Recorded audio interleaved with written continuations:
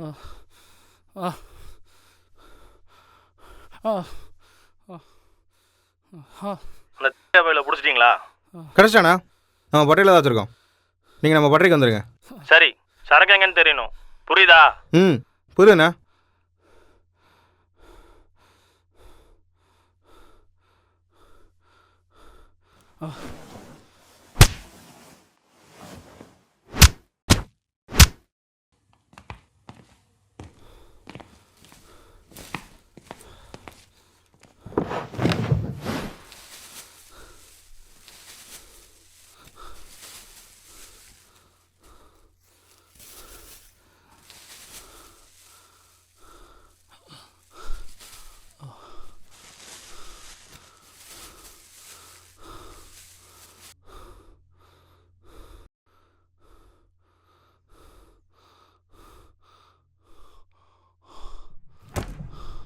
உன்ட்ட என்ன கேட்டேன்?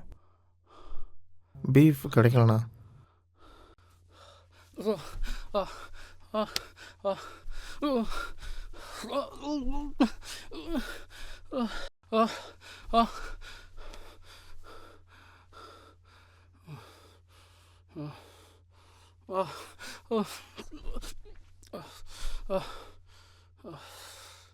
சரக்கு எங்க?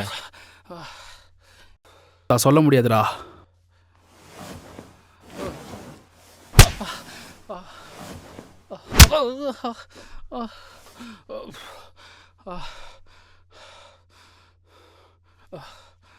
சரி, சரக்கு எங்கே இருக்குன்னு சொல்ல வேணாம், எதுக்கு எடுத்துன்னு சொல்லு.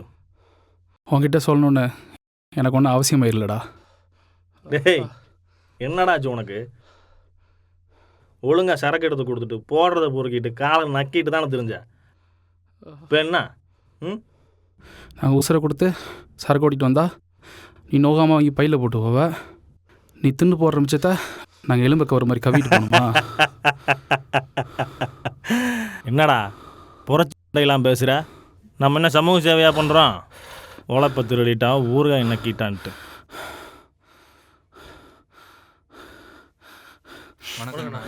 வணக்கண்ணா. நம்ம பசங்க தாண்ணா. ம், சிங்கப்பெருமாள் ஒரு கதை சொல்லவா? காட்டில் சிறுத்தை நரியும் ஒன்றா வேட்டையாடுமா. அப்போ வர்ற இறைய நரி ஊழ விட்டு காட்டி கொடுக்க, அப்போ சிறுத்தை வேட்டையாட, அப்போ நரி சிறுத்தைக்கு ஒட்டனை பார்த்த வேலைக்கு பேர் என்ன தெரியுமா? ஓரி. இதுவே ஒரு வறண்ட காட்டில் வேட்டையாடின இறைய நரியும் சிறுத்தையும் சாப்பிட்டுட்ருக்க, திடீர்னு அங்கே ஒரு சிங்கம் வர,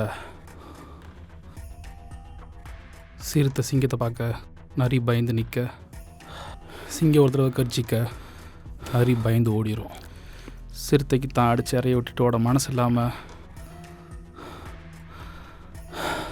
என்ன பண்ணுறதுன்னு தெரியாமல் சிங்கம் சாப்பிட்றதே பார்த்துட்டு இருந்துச்சான். சரி, ஏதாவது மிச்சம் இருந்தால் நம்ம சாப்பிட்லான்னு.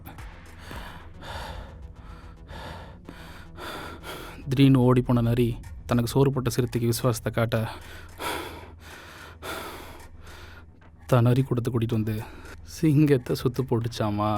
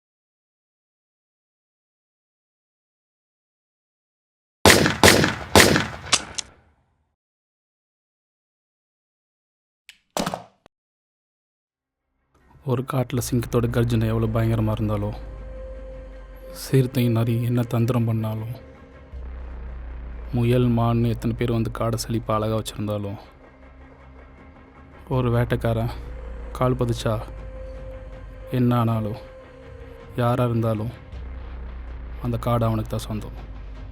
இல்லை புரியல.